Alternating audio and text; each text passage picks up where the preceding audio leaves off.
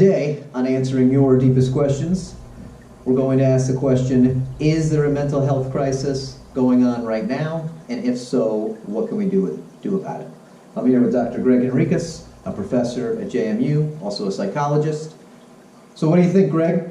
If someone asks you, is there a mental health crisis going on right now, would that be something that you think you could answer? And then, if so, how do we handle that? What do we do? Yes, I think the answer is maybe. Okay. And certainly, let me just talk about college students for a second, okay? Because we have the best data about them. All right. And if we look at what's going on with college students, at least, we can say there's been a massive increase in the demand for mental health services. So more people are seeking help, More people are essentially? seeking it.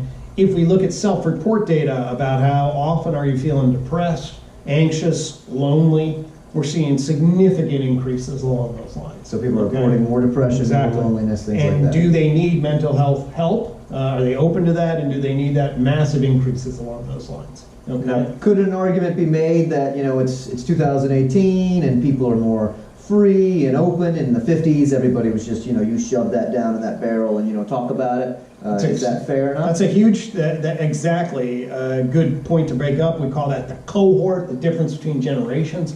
And that's one of the first things I point out is that attitudes about going and seeking mental health assistance, the stigma is reduced a lot. The language, we've created language so that it's okay to have trouble, that is more acceptable. And so I think there's definitely a change in the acceptance levels. We've known for a long time there are a lot of people that are suffering that were sort of silent about it. Mm-hmm. So in some ways we're opening up pathways for that and reducing stigma. So I think some of the increase in demand and other kinds of issues are really that we've opened up access to something that was sort of repressed or hidden or blocked off. So that's part of it. Okay? But if you look at changes in things like suicidal behavior and tendencies towards suicide, if you look at these self-report issues about amount of difficulties, and now we're really seeing some surveys, more sophisticated surveys that are coming in and suggesting real increases, at least with the younger cohort. And that's now even high school, in college, and things like that. So I think that when you make comparisons, and actually, the stat I give is when I was in school, okay, at any particular time, we'd identify maybe 1 in 10 of the college students as having clinically significant symptoms. Okay. So 1 in 10, 10%. 1 in 10. And now I would say that figure is more like 1 in 3. Well, that's a pretty dramatic increase. That's a very dramatic increase. And that's been, 25-ish years. In 25-ish years, so mid-1980s up until today, that's the kind of shift. Right. And really, certainly if we saw that kind of increase across other things that were pretty serious, and believe me, if you have a clinically significant mental health issue, that has lots of implications. And so, yeah, these are really serious issues, and we're seeing a pretty big increase. I do think some of that is self-labeling and openness. So, and I'm less, I think the data are much less clear as to whether or not we're having a crisis overall, like with older populations and things like that. We have less good data in that area, and it's probably fuzzier and not as clear. But I think this generation, college students and younger, yes, we're seeing significant increases. And even if it is just them, that's unbelievably important to deal with. Of course, no, we're talking about millions upon millions of people here. This is not a minor issue. And anybody in college, they see this all the time. I talk, obviously, I live in a college setting, talk to administrators, talk to people at college counseling centers. Everybody's aware that people are more distressed, more fragile, having more difficulties. That's pretty universally recognized now. All right, so if we can acknowledge then that yes, does seem to be a problem, and admit, some of it's probably just this openness to kind of talk about it, but it seems like there's real stuff going on, and the numbers are staggering, right? So what's happening? Like, why is this taking place? And then is there anything we can do about it? Yeah, I think when I look at the why, I see a number of different pieces, okay? And I'll highlight a few of them, okay? The first thing that I see at some broad societal changes. Well, first off, we've noticed a major change in technology, Right. okay, over the last 10, 15 years. We've seen the explosion of information technology, okay? And just go and hang out at a doctor's office or anywhere, and what do you see? Everyone's on their phone. Just watching that, yeah. And there is some evidence that suggests that maybe this contributes to, in fact, there's some evidence by a researcher that looks into 2008 when the iPhones came and suggests that we see increase of anxiety and use of social media. How many likes do I get? Okay, it just opened up and changed a lot of what we do in terms of relating and how we think about ourselves and how we spend our time. And a number of people wonder about that. That's not my primary focus, but it is a possibility. Okay. I think another thing that's changed in relationship to the world we live in is that it's, and this relates to the information in the sense that we have access to a lot more information. I also think the world's a lot more confusing for people. Right. Okay? And what I mean by that is, even 50 years ago, the sense of what was true and what was good, science gave us some truth. There was a lot of clarity about that. We had sort of political institutions, in the U.S. and the Cold War were defined against the bad guys Right. over there, where religion is playing a significantly more central role in telling us what's good. And there's been an enormous breakdown, really, in terms of what used to be the traditional established values and goals and give us a shared sense of identity. Now, and I think there are a lot of good reasons for why this happened. I mean, I'm supportive of a number of them, but really, in terms of what's good, what do we support, Right. what do we really believe in, what kinds of character do we really want to build? Mm-hmm. I think there's a really good case to be made that the meaning-making structures that give people clarity and values and things along those lines have been challenged. If you ask people now, like for example, what do you go to college to find a philosophy of life? Something like 10% of the people will say yes. In the 1950s, that was like 60%. Got it. So Okay, people were actively kind of seeking that Actively, philosophy we had and more almost structure. felt like it was attainable. I almost feel like if you ask the people now, they'd say no because they almost feel like the end result is, well, I'm not going to be able to get a philosophy. Yeah, so why because do I everything's do it? up in the air. And this Right. brings us to really what I think at a psychological level that I want to focus on is sort of the framing of our lives around harm. Okay. And what we have seen is a major change in terms of how we relate to negative emotion and the concept of harm. And what we really see, if there's any philosophy that really has jumped, sort of take, and I think it sort of fills the gap of what might be considered a more positive philosophy. Okay, this is what's good, this is how you build character, this is what you do, is a harm avoidant philosophy. And that is, oh my gosh, be wary about bullying, be wary about kids being in danger, protect, and move harm out of the way, and try to give everybody every opportunity that possibly can. Right. Okay? At one point in a blog, I call it Self-Esteem Nation. I refer to this. Where, I don't know about your kids, but when I was growing up, it was like, oh, the winners got trophies. Right. Well, now, my kids, everyone gets a trophy. Why? Because in the 1980s, we learned about self-esteem, and it was learned that, self-esteem is super important. And then they translated, well, so we don't want anybody to have any injuries to their self-esteem. Right. Okay? Well, what actually does that translate into? It translates into a sense of fragility. Mhm. Okay? Yeah, And- don't tell me I lost because then I won't be able to handle that information. Exactly. What you're basically telling me then is right. You don't have what it takes to realize that you're not the smartest or the best. Right.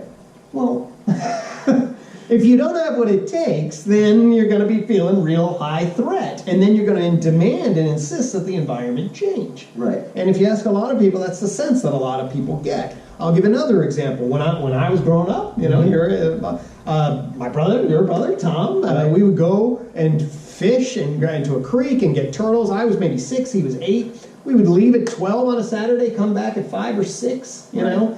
And my parents would be like, whatever, right? Right. Of course, we didn't have cell phones. Can you imagine a 4 or 5-year-old leaving today for 5 hours in the woods? Right. No Yeah. way. Right. Call child services. Child Yeah. services.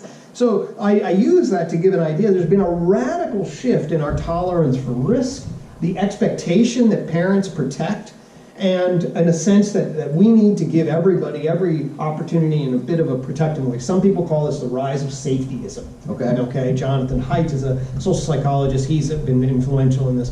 And so the culture of protectionism, snowplow and helicopter parents, and this Right. idea that I will give my kids everything, and they get good grades, and in return I protect them. Mhm. Okay, It sets a stage for a subset of kids, in particular, kids who we would call high neurotic.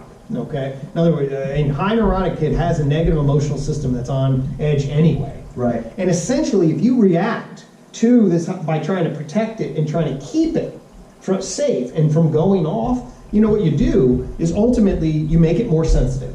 Right, it's like a fuse that's just going to keep switching in your house. Exactly. And then every time it blows, it's like, right. Right, and now you're all prepared for it to blow, and it gets more and more sensitive. It doesn't get less sensitive. Right. It gets more sensitive. Right. Okay, and kind of like your immune system, right? Yeah, I was just thinking, like, if you probably Seinfeld and the Bubble Boy, right? if you take somebody and you throw them into an almost completely germ-free environment, obviously that's needed sometimes and certain things like that, but the goal is not to go through life without any exposure to that, because then actually as soon as you're exposed to something, and you can't live your life in a bubble, you're going to have that negative impact. Right, I'm pretty sure that data are pretty clear that we're seeing a spike in peanut allergies. Right. Why? Because everyone's afraid that the kids will be allergic to peanuts, so they keep them from them, and lo and behold. Right. I think emotions are very similar. In fact, we talk in my house about building emotional calluses. Okay? So if somebody gets a disappointing game or perform poorly in something, and they're feeling down, I want to make sure they sit with that feeling.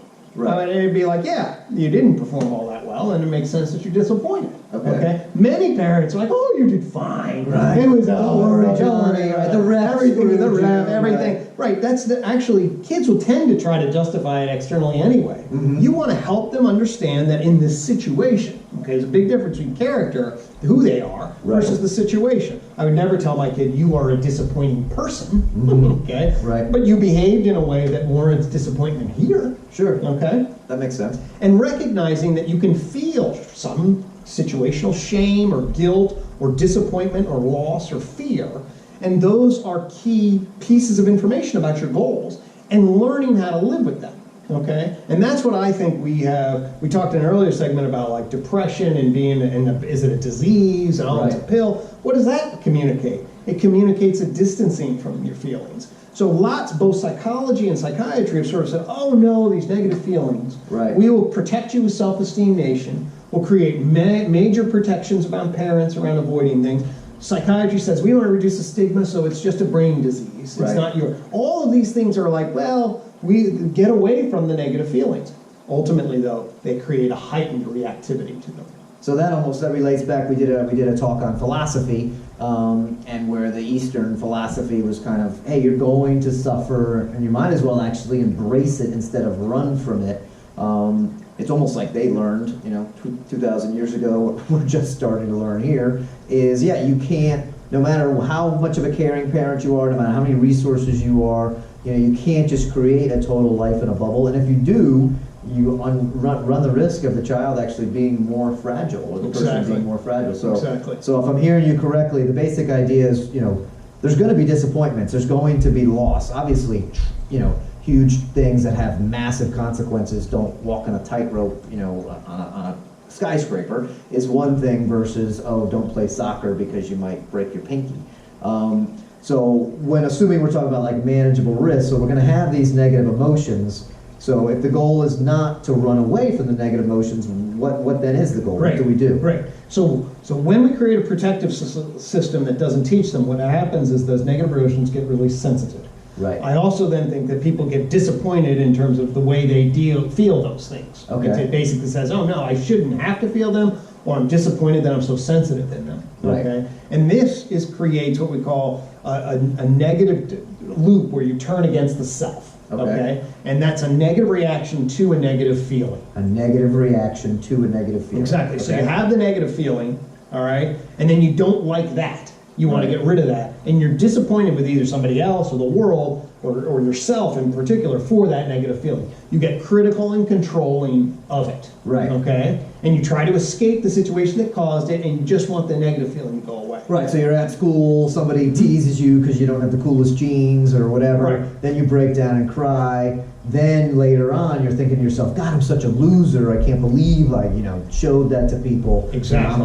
I've got issues. Who else is crying in school today? I'm a weirdo. Exactly. And so what we see here is some people do have more negative feeling sensitivity. We call them neurotic, high-end neurotic. And by far, the biggest cause of what brings people into psychotherapy and difficulties is this sensitive system. Okay. That they don't learn how to relate to. Right. But instead, they hate.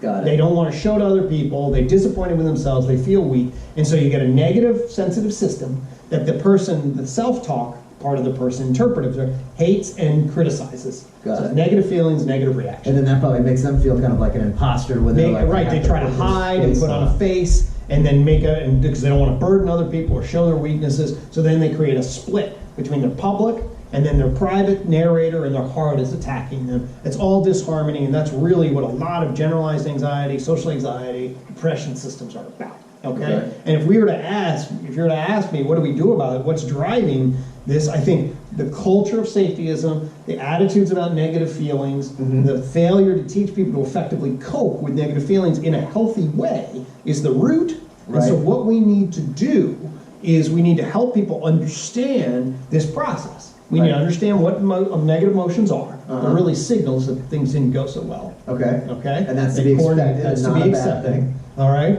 We need to recognize that negative reactions to them probably create vicious cycles. Okay? And so what do we need to do? We need to create a different way of relating to our feelings. Okay. And you have a system that you believe to be effective. Can you tell me a little bit about it? That's right. So I'm interested in developing an approach. It's called a psychologically mindful approach, and we see a rise of mindfulness in mental health. And really, what my approach does is it pulls together lots of other people's and puts it in my system, which is a broad system. Okay, and it's called CALM-MO. CALM-MO. And that's an acronym, It's an acronym. It's an approach to psychological mindfulness. The principles of mindfulness are principles of awareness and acceptance. You mentioned the Buddha. Right. Okay? And we owe from all of our roots of mindfulness go back to Buddhism. Okay? And what he learned was suffering really emerges from pain times resistance. It's the reaction to the pain and the intent to resist it. Got it. That's very similar to the negative feeling and negative reaction I'm talking about. Okay. Okay? So it's pain times resistance for the Buddha, negative feeling, negative reaction. Right. And then he realized a mindful strength building and acceptance capacity was key. Got Okay? And then he trained people, and many people who do Buddhism and other things, do formal meditation. Got it. Okay?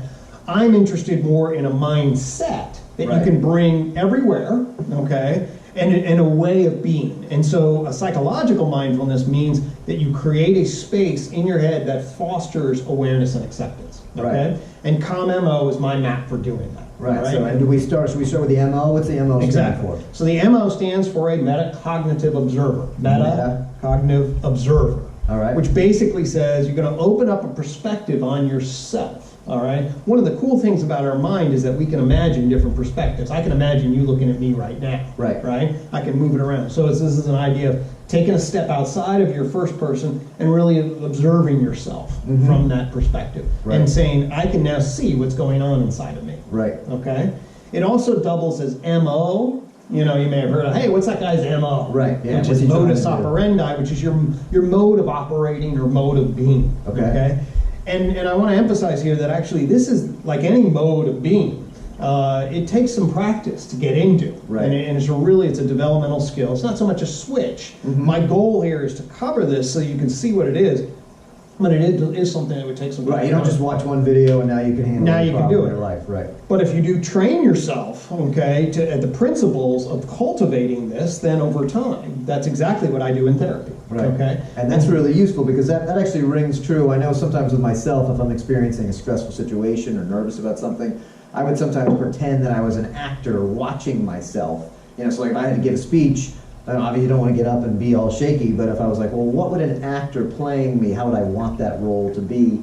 So that's a little bit of that, just a practical example of kind of that metacognitive observer. You know, how do you want yourself to be? How can you observe yourself in this role? That's a great example because what it shows you can step outside and give yourself different mindsets and how influential that is. Right. Okay. Okay. So we got the MO. So we have the MO, metacognitive observer, and modus operandi, and then the CALM. Obviously, there's a word. Right.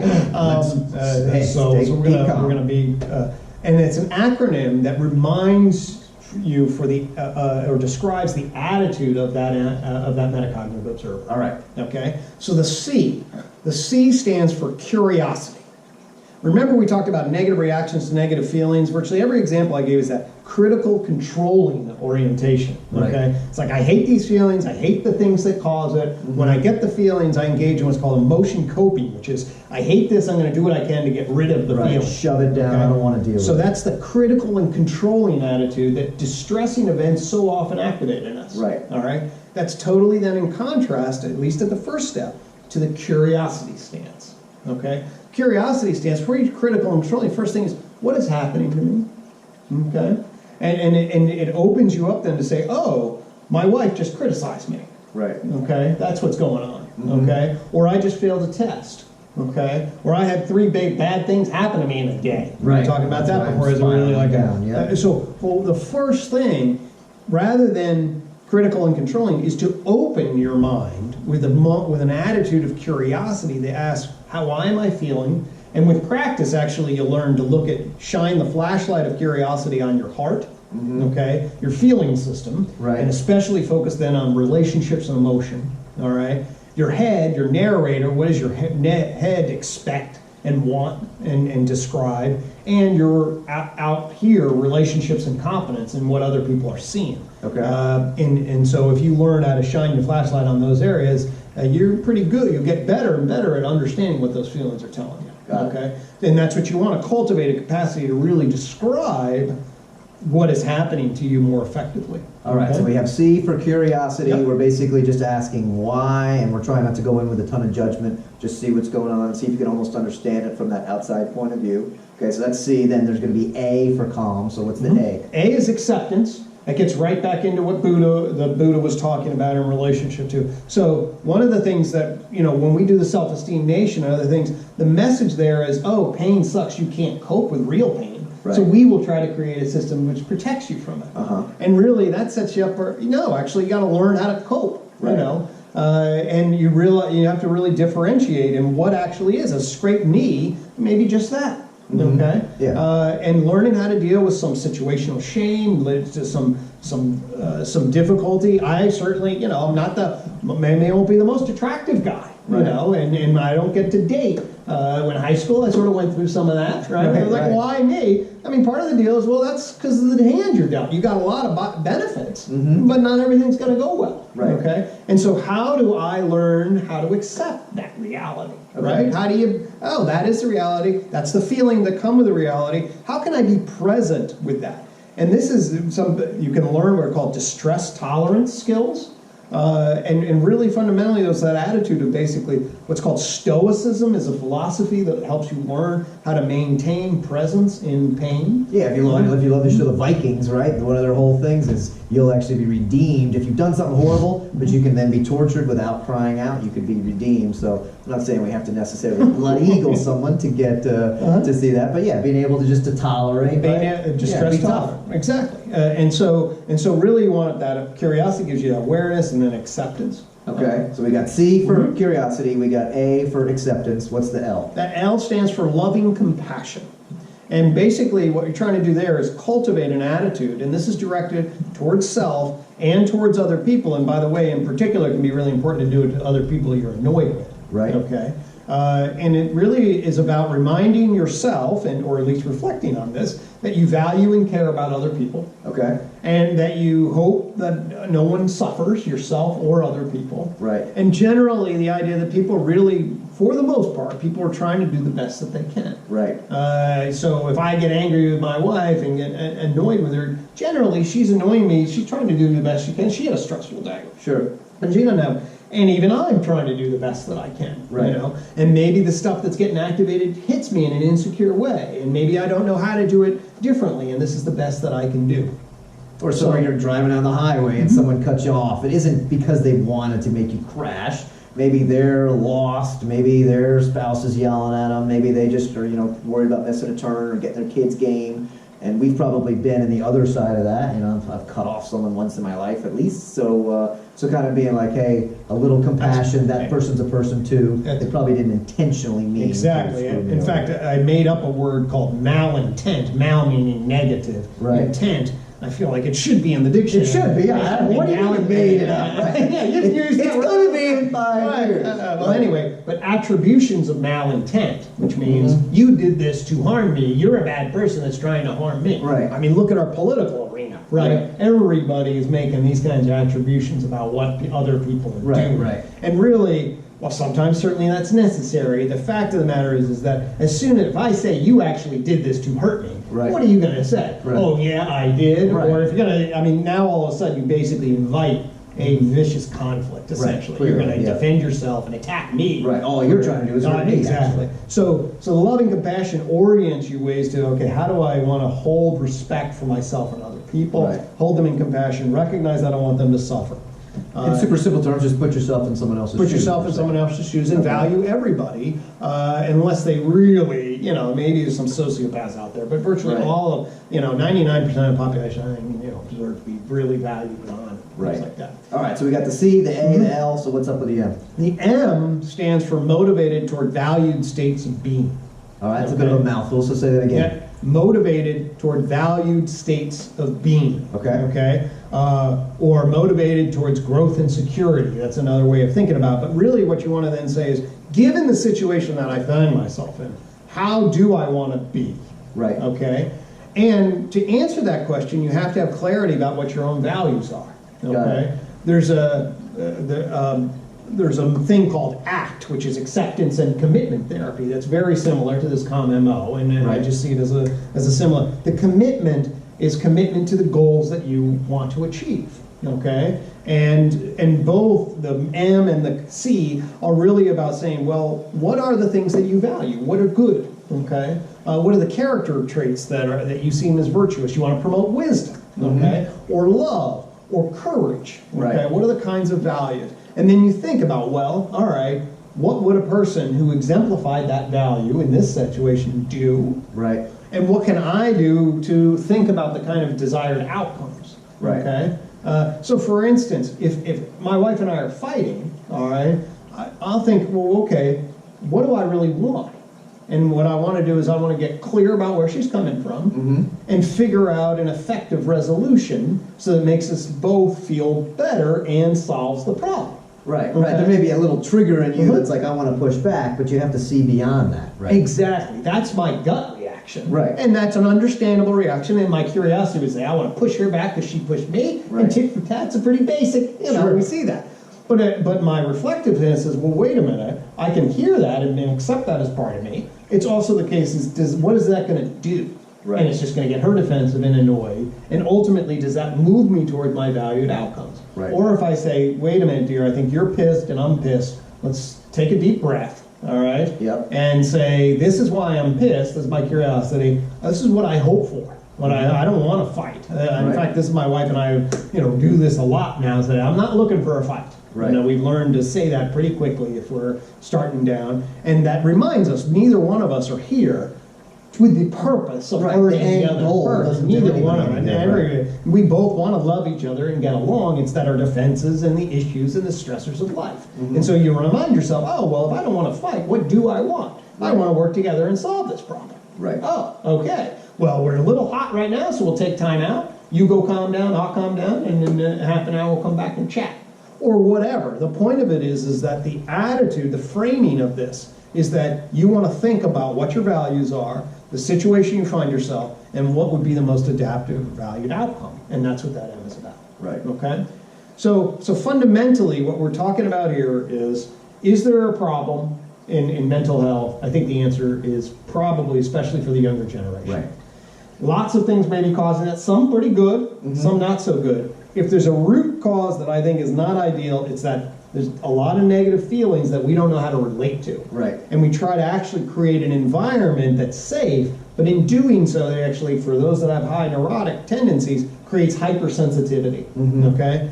That, as they get older and they start to learn about themselves, that makes their narrator not like it. Right. So they get negative reactions to negative feelings. And then when we see them as college students often, they're fragile, they're vulnerable, they're bitter, they're sensitive, and they don't know how to cope.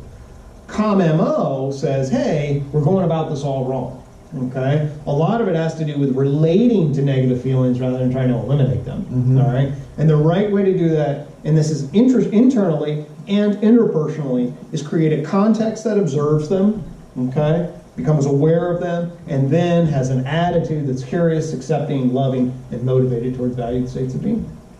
That sounds like that would be pretty valuable to adopt. Of course, again, it's going to take training. It's not going to be something that you're just going to initially do or instantly do. But if you can maybe, like you mentioned, get a little separation, all those things still apply. Take a walk, write in a diary, calm down before you do something kind of explosive. But then think back, why are you acting this way?